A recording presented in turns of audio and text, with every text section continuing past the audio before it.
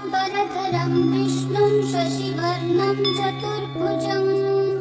प्रसन्नवदनं ध्यायेत् सर्वविघ्नोपशान्तये।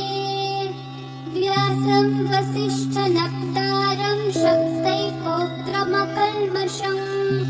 पराशरात्मजं वन्दे शुकतातं तपोनिधिम्। व्यासाय विष्णुरूपाय व्यासरूपाय विष्णवे नमो वै ब्रह्मनिधये वासिष्ठाय नमो नमः। अविकाराय शुद्धाय नित्याय परमात्मने सदैकरूपरूपाय विष्णवे सर्वजिष्णवे। यस्य स्मरणमात्रेण जन्म संसारबन्धनात् विमुच्यते। नमस्तस्मै विष्णवे प्रभविष्णवे। ॐ नमो विष्णवे प्रभविष्णवे। श्रीवैशम्पायन उवाच श्रुत्वा धर्मानशेषेण पावनानि च सर्वशः युधिष्ठिरः शान्तनवं पुनरेवाभ्यभाषत। युधिष्ठिर उवाच किमेकं दैवतं लोके किं वाप्येकं परायणं स्तुवन्तः कं कमर्चन्तः प्राप्नुयुर्मानवा शुभम्। को धर्मः सर्वधर्माणां भवतः परमो मतः किं जपन्मुच्यते जन्तुर्जन्म संसारबन्धनात्। श्रीभीष्म उवाच जगत्प्रभुं देवदेवम् अनन्तं पुरुषोत्तमं स्तुवन्नाम सहस्रेण पुरुषस्तततोत्थितः तमेव चार्चयन् नित्यं भक्त्या पुरुषम् अव्ययम् ध्यायन् स्तुवन् नमस्यं च यजमानस्तमेव च। अनादिनिधनं विष्णुं सर्वलोकमहेश्वरम् लोकाध्यक्षं स्तुवन् नित्यं सर्वदुःखातिको भवेत्।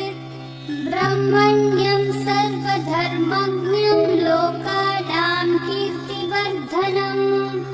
लोकनाथं महद्भूतं सर्वभूतभवोद्भवम्। एष मे सर्वधर्माणां धर्मोऽधिकतमो मतः यद्भक्त्या पुण्डरीकाक्षं स्तवैरर्चैर्नरः सदा। परमं यो महत्तेजः परमं यो महत्तपः परमं यो महद्ब्रह्म परमं यः परायणम्। पवित्राणां पवित्रं यो मङ्गलानां च मङ्गलम् देवतं देवतानां च भूतानां यो व्ययः पिता। यतः सर्वाणि भूतानि भवन्त्यादियुगागमे यस्मिंश्च प्रलयं यान्ति पुनरेव युगक्षये। तस्य लोकप्रधानस्य जगन्नाथस्य भूपते विष्णोर्नाम सहस्रं मे शृणु पापभयापहम्। यानि नामानि गौणानि विख्यातानि महात्मनः ऋषिभिः परिगीतानि तानि वक्ष्यामि भूतये। ऋषिर्नाम्नां सहस्रस्य वेदव्यासो महामुनिः छन्दोनुष्ठुप् तथा देवो भगवान् देवकीसुतः। अमृतांशुद्भवो बीजं शक्तिर्देवकीनन्दनः त्रिसामाहृदयं तस्य शान्त्यर्थे विनियुज्यते। विष्णुं जिष्णुं महाविष्णुं प्रभविष्णुं महेश्वरम् अनेकरूपदैत्यान् कान्तं नमामि पुरुषोत्तमम् अस्य श्री विष्णोर्दिव्यसहस्रनामस्तोत्रमहामन्त्रस्य श्रीवेदव्यासो भगवान् ऋषिः अनुष्ठुप् छन्दः श्रीमहाविष्णु परमात्मा श्रीमन्नारायणो देवता अमृतांशुद्भवो भानुरिति बीजम् देवकीनन्दनसृष्टेति शक्तिः उद्भवक्षोभणो देव इति परमो मन्त्रः शङ्खभृन्नन्दकी चक्रीति कीलकम् शार्ङ्गधन्वा गदाधर इति अस्त्रम् रथाङ्गपाणिरक्षोभ्य इति नेत्रम् त्रिसामा सामगः सामेति कवचम् आनन्दं परब्रह्मेति योनिः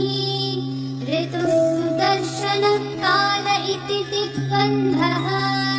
श्रीविश्वरूप इति ध्यानम् श्रीमहाविष्णु प्रीत्यर्थे सहस्रनाम जपे विनियोगः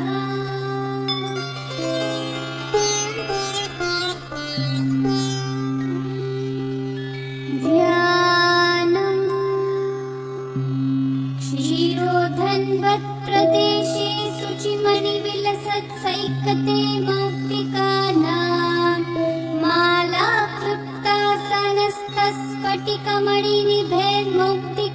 मालाकृप्तासनस्तस्फटिकमणिनिभैर्मौक्तिकैर्मण्डिताङ्गः शुभ्रैरभ्रैरतभ्रैरुपरि विरचितैर्मुक्तपीयूषवर्षैः आनन्देन पुनीयादरिनलिनगदा शङ्खपाणिर्मुकुन्दः बुःपादौ यस्य नाभिर्वियदसुरनिलश्चन्द्रसूर्यौ च नेत्रे कर्णावाशशिरौ द्योर्मुखमपि दहनो यस्य वास्तेयमब्धिः अन्तस्थं यस्य विश्वं सुरनरखगो भोगि गन्धर्वदैत्यैः चित्रं रम्यतेदं त्रिभुवनविपुषं विष्णुमीशं नमामि ॐ नमो भगवते वासुदेवाय शान्ताकारं भुजगशयनं पद्मनाभं सुरेशं विश्वाधारं गगनसदृशं मेघवर्णं शुभाङ्गम् लक्ष्मीकान्तं कमलनयनं योगिहृद्ध्यानगम्यं वन्दे विष्णुं भवभयहरं सर्वलोकैकनाथम् मेघश्यामं पीतकौशीयवासं श्रीवत्साङ्गं कौस्तुभोद्भासिताङ्गम् पुण्यो वेदं कुण्डलीकायताक्षं विष्णुं वन्दे सर्वलोकैकनाथम् नमः समस्तभूतानामादिभूताय भूभृते अनेकरूपरूपाय विष्णवे प्रभविष्णवे सशङ्खचक्रं सकिरीटकुण्डलं सपीतवस्त्रं सरसीरुहेक्षणम् सहारवक्षस्थलशोभिकौस्तुभं नमामि विष्णुं शिरसा चतुर्भुजम् छायायां पारिजातस्य हेमसिंहासनोपरि आसीनमम्बुदश्याममायताक्षम् अलङ्कृतम् चन्द्राननं चतुर्बाहुं श्रीवत्साङ्कितवक्षसं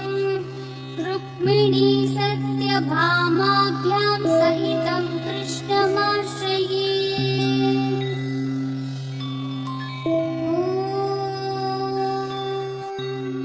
विश्वं विष्णुर्वषट्कारो भूतभव्यभवत्प्रभुः भूतकृद्भूतभृद्भावो भूतात्मा भूतभावनः भूतात्मा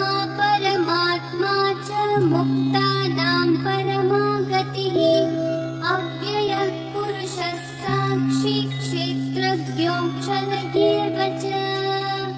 योगो योगविदां नेता प्रधानः पुरुषेश्वरः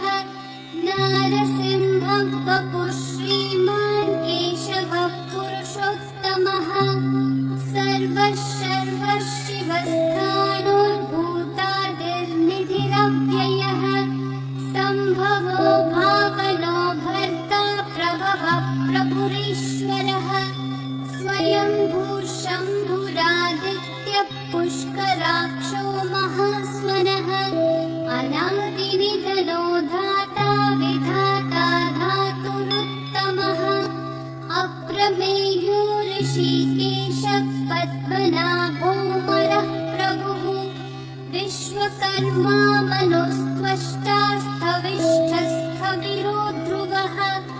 अग्राह्यः शाश्वतः कृष्णो लोहिताक्षः प्रतर्दनः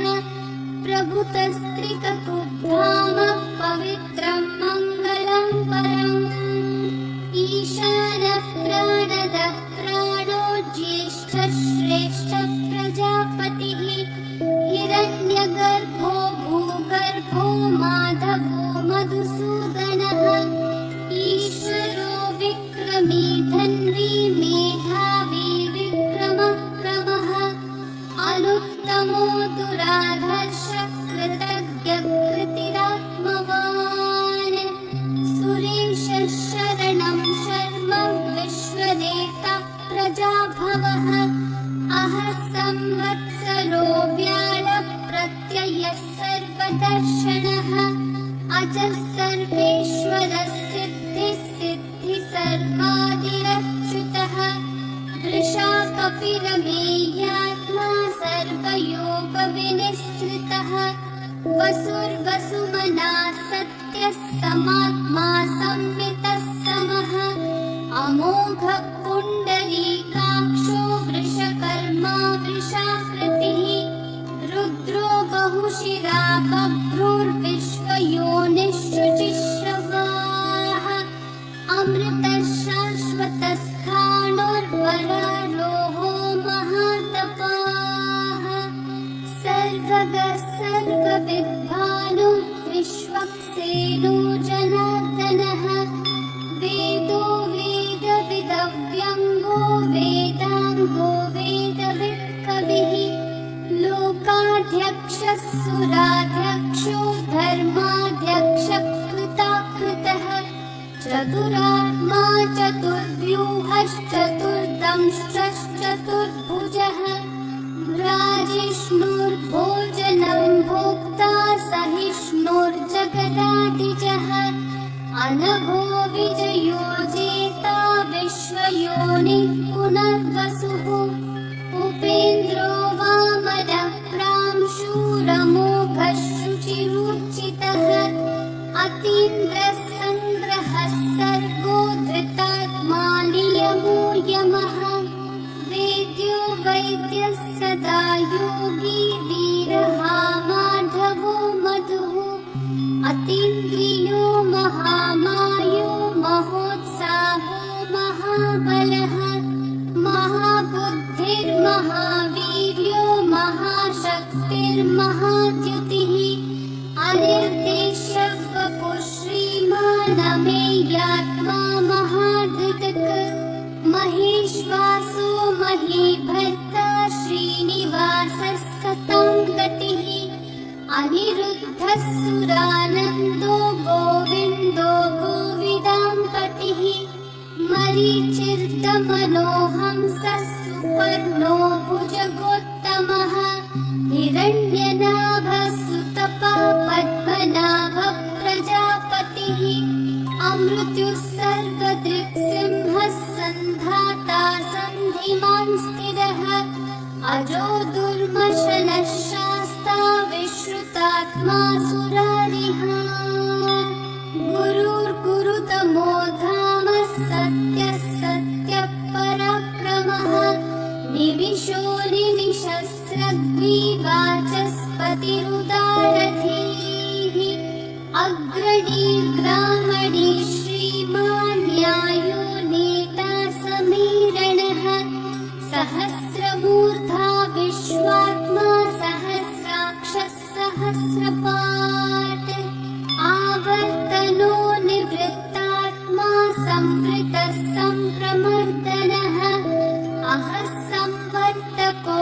वह्निरनिलो धरणीधरः सुप्रसादः प्रसन्नात्मा विश्वदृग्विश्वभुग्विभुः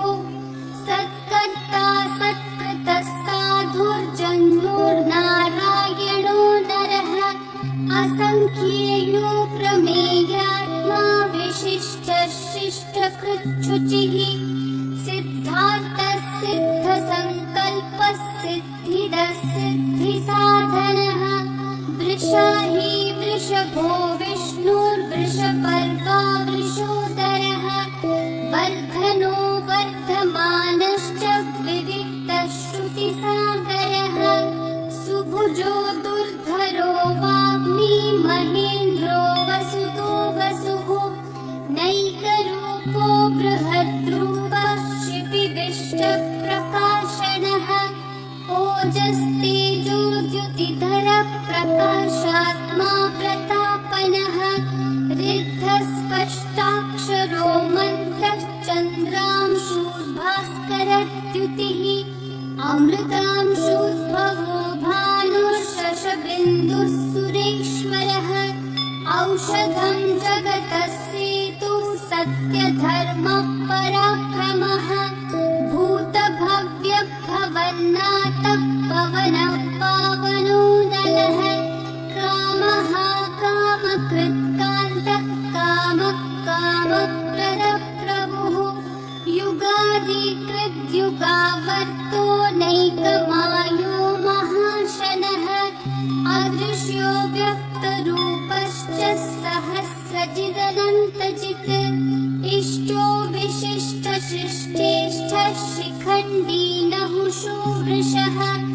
क्रोधः क्रोधकृत्कर्ता विश्वबाहुर्महीधरः अच्युतप्रथितप्राणः प्राणदो वासवानुजः अपान्निधिरधिष्ठानम् अप्रमत्तः प्रतिष्ठितः स्कन्दस्कन्दद्धरो धुर्यो वरदो वायुवाहनः वासुदेवो बृहद्भानुरादिदेवः पुरन्दरः अशोकस्थारणस्थारः शूरः शौरी जनेश्वरः अनुकूलः शतावर्तः पद्मी पद्मनिभीक्षणः पद्मनाभोरविन्दाक्षः पद्मगर्भः शरीरभृत् महर्धिरिद्धो वृद्धात्मा महाक्षो गरुडध्वजः अतुलः शरभो भीमः समयज्ञो हविर्हरिः सर्वलक्षणलक्षण्यो लक्ष्मीवान् समितिञ्जयः विक्षरो रोहितो मार्गो हेतुर्दामोदरः सहः महीधरो महाभागो वेगवानविताशनः उद्भवक्षोभणो देवः श्रीगर्भः परमेश्वरः करणं कारणं कर्ता विकर्ता गहनो गुहः व्यवसायो व्यवस्थानः संस्थानस्थानदो ध्रुवः परर्थि परमस्पष्टः तुष्टः पुष्टः शुभेक्षणः रामो विरामो विरतो मार्गो नेयो नयो नयः वीरशक्तिमतां श्रेष्ठा धर्मो धर्मविदुत्तमः वैकुण्ठः पुरुषः प्राणः प्राणदः प्रणवपृथुः हिरण्यगर्भः शत्रुघ्नो व्याप्तो वायुरधोक्षजः ऋतुः सुदर्शनः कालः परमेष्ठी परिग्रहः उग्रः संवत्सरो दक्षो विश्रामो विश्वदक्षिणः विस्तारस्थावरस्थाणु प्रमाणं बीजमव्ययम् अर्थोऽनर्थो महाकोशो महाभोगो महाधनः अनिर्विण्णस्थविष्ठो भूधर्मयूपो महामखः नक्षत्रनेमिर्नक्षत्रं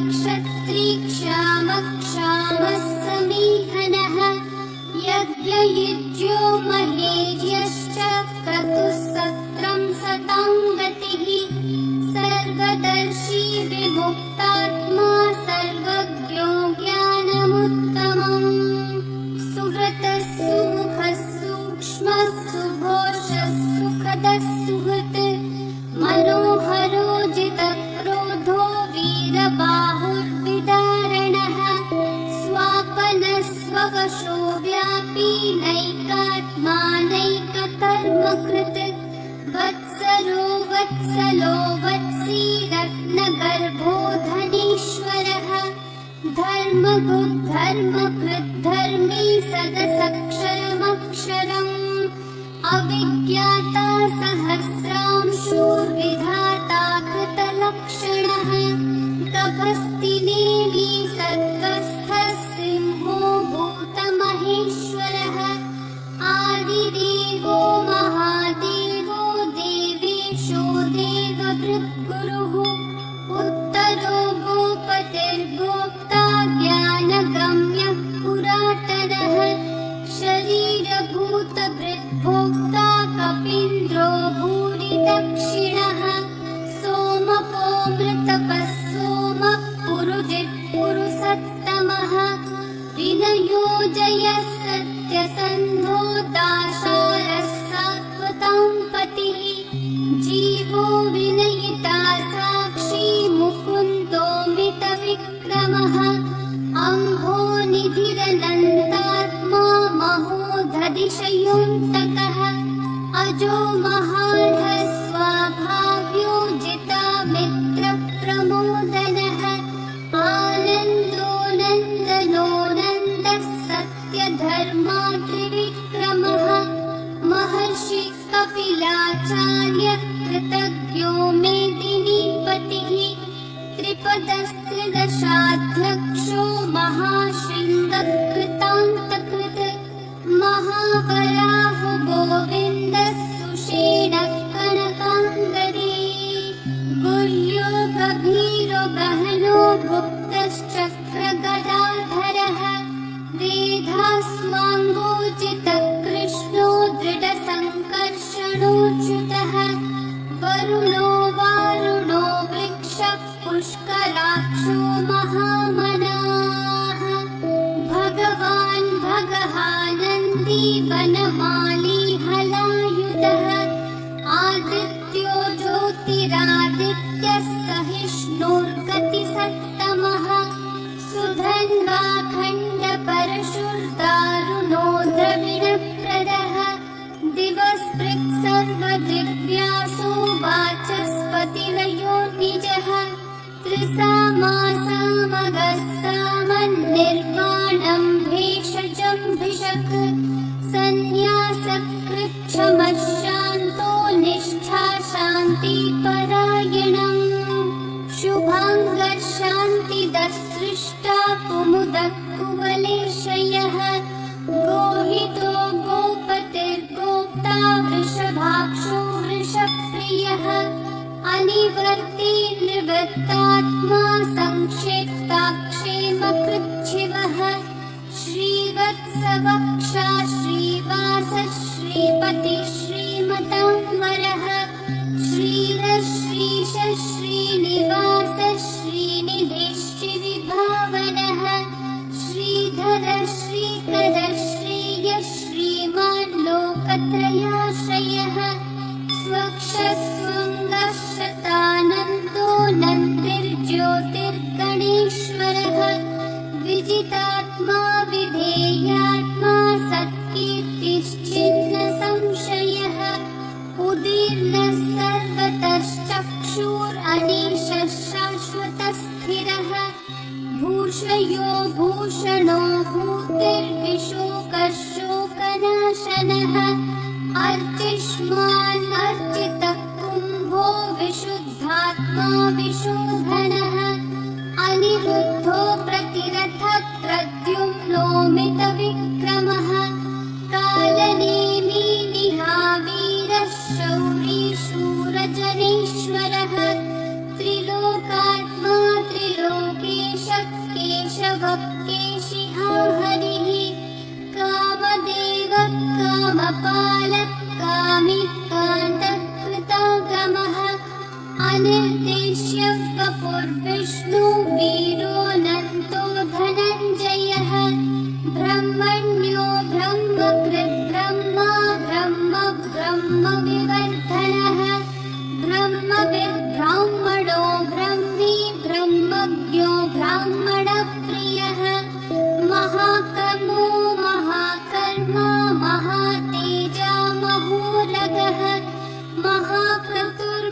आयज्वा महायज्ञो महाहविः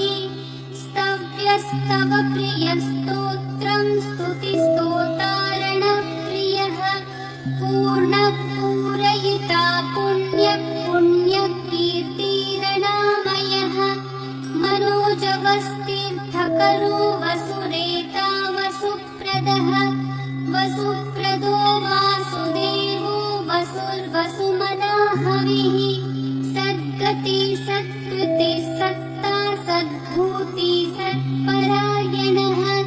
शूरसेनो यदुश्रेष्ठः सन्निवासः सुयामुनः भूता वासु वासुदेवः सर्वासु निलयो नलः दर्पः दर्पदो दृप्तो दुर्धरोऽथा पराजितः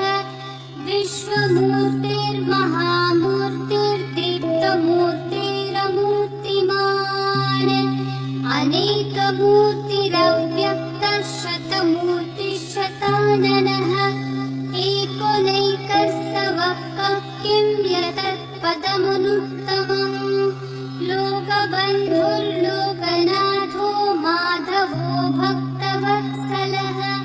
सुवर्णवर्णो हेमाङ्गो वराङ्गश्चन्दनाङ्गदे वीरः विषमशून्यो घृताशीरशलश्चलः अमानी मानदो मान्यो लोकस्वामी त्रिलोकधृक् सुमेधा मेधजो धन्यः सत्यमेधाधराधरः तेजो वृषो द्युतिधरः सर्वशस्त्रभृताम्बरः प्रग्रहो निग्रहो व्यग्रो नैकशृङ्गो गदाग्रजः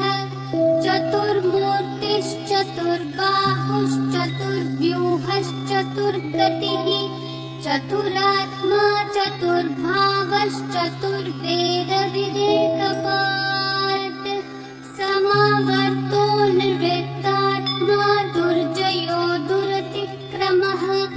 दुर्लभो दुर्गमो दुर्गो दुरावासो दुरारिः शुभाङ्गो लोकसारङ्गः सुतन्तुस्तन्तुवर्धनः इन्द्रकर्मा महाकर्मा कृतकर्मा कृतागमः उद्भवः सुन्दरः सुन्दो रत्ननाभः सुलोचनः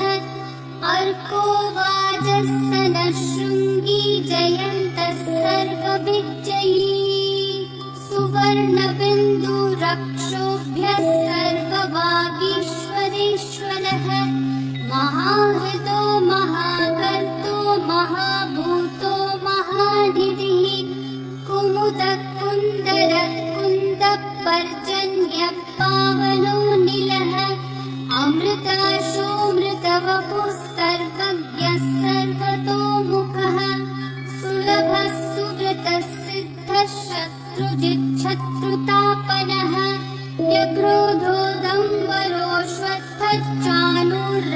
व्यग्रोधोदम्बरोऽश्वत्थश्चाणूरान्ध्रनिषूदनः सहस्राची सप्तजिह्वा सप्तैधा सप्तवाहनः अमूर्तिरनघोचिन्त्यो भयकृद्भयनाशनः अनुर्बृहद्कृशस्थूलो गुणवृन्निर्गुणो महान् अधृतस्वधृतस्वास्य प्राग्वंशो वंशवर्धनः भारभृत्कथितो योगी योगीशः सर्वकामदः आश्रमश्रमणः श्यामः सुपर्णो वायुवाहनः धनुर्धरो धनुर्वेदो दण्डो दमयिता दमः अपराजितः सर्वसहो नियन्ता नियमो यमः सत्त्ववान् सात्विकः सत्यः सत्यधर्मपरायणः अभिप्रायप्रियार्होढः प्रियकृत्कृतिवर्धनः विहाय स गतिर्ज्योतिः सुरचिर्हुतभुक्विभुः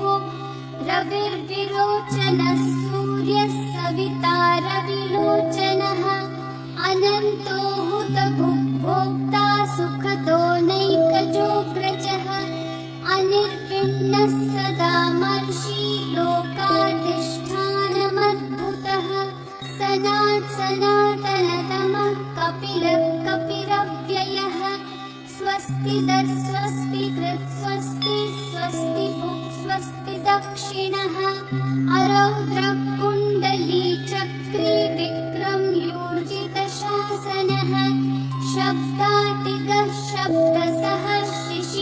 शर्वरीकरः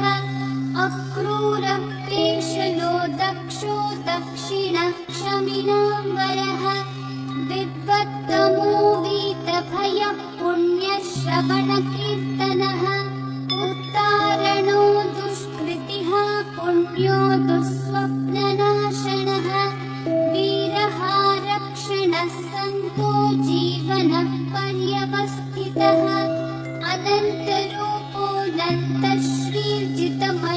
अनन्तरूपोऽनन्तश्रीर्जितमन्योर्भयावहः चतुर्दशो गभीरात्मा विदिशो व्यादिशो दिशः अनादिर्भूर्भुवो लक्ष्मी सुवीरो रुचिराङ्गदः जननो जनजन्मादि भीमो भीमपराक्रमः आधारनिलयो धाता पुष्पहासप्रजागरः ऊर्ध्वगः सत्पथाचारः प्राणदः प्रणवपणः प्रमाणं प्राणनिलयं प्राणभृत्प्राणजीवनः तत्त्वं तत्त्वविदेकात्मा जन्म मृत्युजरातिगः भूर्भुवः स्वस्तरुस्तारः सविता प्रपितामहः यज्ञो यज्ञपतिर्यज्वा यज्ञाङ्गो यज्ञवाहनः यज्ञभृद्यज्ञभृद्यज्ञी यज्ञसाधनः यज्ञातकृत्यज्ञगुह्यामन्नमन्नादयेव च आत्मयोनिः स्वयं जातो वैखानः सामगायनः देवकीनन्दनः सृष्टाशितीशः पापनाशनः शङ्खवृन्नन्दकी चक्री शार्ङ्गधन्वा गदाधरः रथाङ्गपाणिरक्षोभ्यः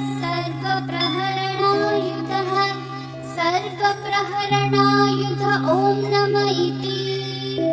वनमाली गदीशार्ङ्गी शङ्खी चक्री च नन्दकी श्रीमान्नारायणो विष्णुर्वासुदेवोऽभिरक्षतु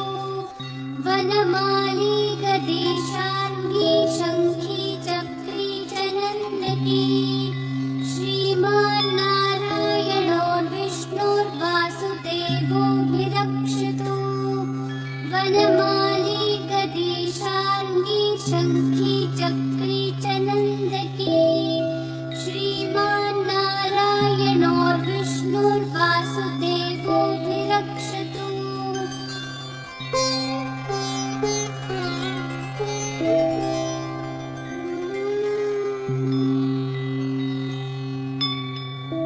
इतीदं कीर्तनीयस्य केशवस्य महात्मनः नाम्नां सहस्रं दिव्यानामशेषेण प्रकीर्तितम् य इदं शृणुयान् नित्यं यश्चापि परिकीर्तयेत् नाशुभं प्राप्नुयात् किञ्चित् सोमुत्रेह च मानवः वेदान्तगो ब्राह्मणः स्यात् क्षत्रियो विजयी भवेत् वैश्यो धनसमृद्धः स्यात् शूद्रः सुखमवाप्नुयात् धर्मार्थी प्राप्नुयात् धर्मम् अर्थार्थी चार्थमाप्नुयात् कामानवाप्नुयात् कामी प्रजार्थी चाप्नुयात् प्रजाम्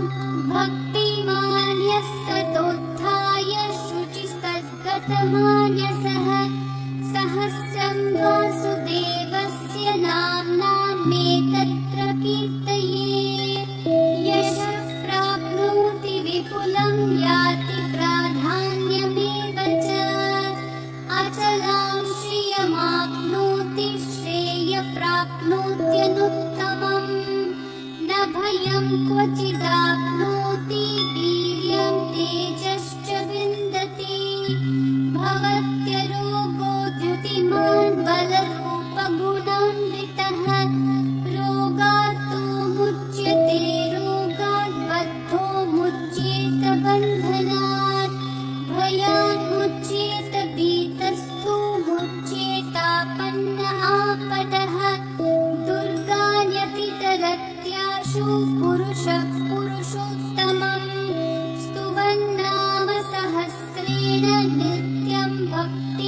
समन्वितः वासुदेवाश्रयो मर्त्यो वासुदेवपरायणः सर्वपापविशुद्धात्मा याति ब्रह्म सनातनम् न वासुदेवभक्तानामशुभं विद्यते क्वचित्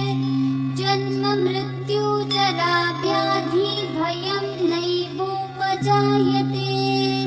इमं स्तवमधीयानः श्रद्धा भक्ति समन्वितः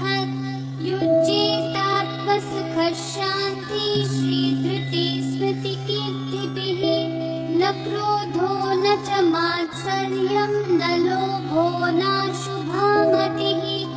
भवन्ति कृतपुण्यानां भक्तानां पुरुषोत्तमे द्यौसचन्द्रार्कनक्षत्राखं दिशो भूर्महो दधिः वासुदेवस्य वीर्येण विदतानि महात्मनः ससुरासुरगन्धर्वं सयक्षोरगराक्षसं जगद्वशे वर्ततेदं कृष्णस्य सचराचरम् इन्द्रियाणि मनोबुद्धिः सत्त्वं तेजो बलं धृतिः वासुदेवात्मकन्याहुः क्षेत्रं क्षेत्रज्ञ एव च सर्वागमानामाचारप्रथमं परिकल्पते आचारप्रभवो धर्मो धर्मस्य प्रभुरच्युतः ऋषयः पितरो देवा महाभूतानि धातवः जङ्गमाजङ्गमं चेदं जगन्नारायणोद्भवम् योगो ज्ञानं तथा साङ्ख्यं विद्या शिल्पानि कर्म च वेदाशास्त्राणि विज्ञानमेतत् सर्वं जनार्दनात् एको विष्णुर्महद्भूतं पृथग्भूतान्यनेकशः त्रिलोकान् व्याप्य भूतात्मा भुङ्क्ते विश्वभुगव्ययः इमं स्तवं भगवतो विष्णोर्व्यासेन कीर्तितम् पठेद्य इच्छेत् पुरुषः श्रेयः प्राप्तुं सुखानि च विश्वेश्वरमजं देवं जगतः प्रभुमव्ययम् भजन्ति ये पुष्कराक्षं न ते यान्ति पराभवम् न ते यान्ति पराभवम् ॐ नमः इति अर्जुनोवाच पद्मपत्रविशालाक्षः पद्मनाभः सुरोत्तमा भक्तानामनुरक्तानां त्राता भव जनार्दन श्रीभगवानुवाच यो मां नाम सहस्रेण स्तोतुमिच्छति पाण्डव सोऽहमेकेन श्लोकेन स्तुतयेव न संशयः स्तुतयेव न संशय ॐ नमः इति व्यासोवाच वासनात् वासुदेवस्य वासितं भुवनत्रयं सर्वभूतनिवासोऽसि वासुदेव नमोऽस्तु ते श्रीवासुदेव नमोऽस्तु त ॐ नमः इति पार्वती उवाच केनोपायेन लघुना विष्णोर्नाम सहस्रकम्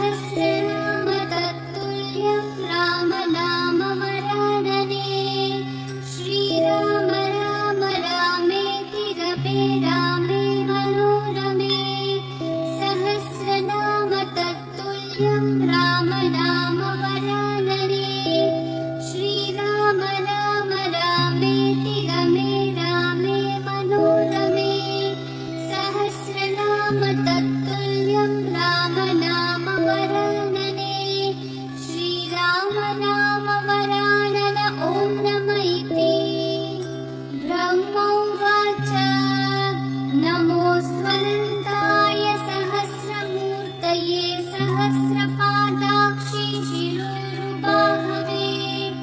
सहस्रनाम्ने पुरुषाय शाश्वते सहस्रकोटियुगधारिणे नमः सहस्रकोटियुगधारिण ॐ नम इति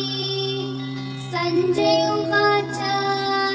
यत्र योगेश्वरः कृष्णो यत्र पार्थो धनुर्धरः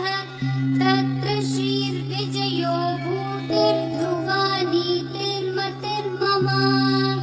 श्रीभगवानुवाच अनन्याश्चिन्तयन्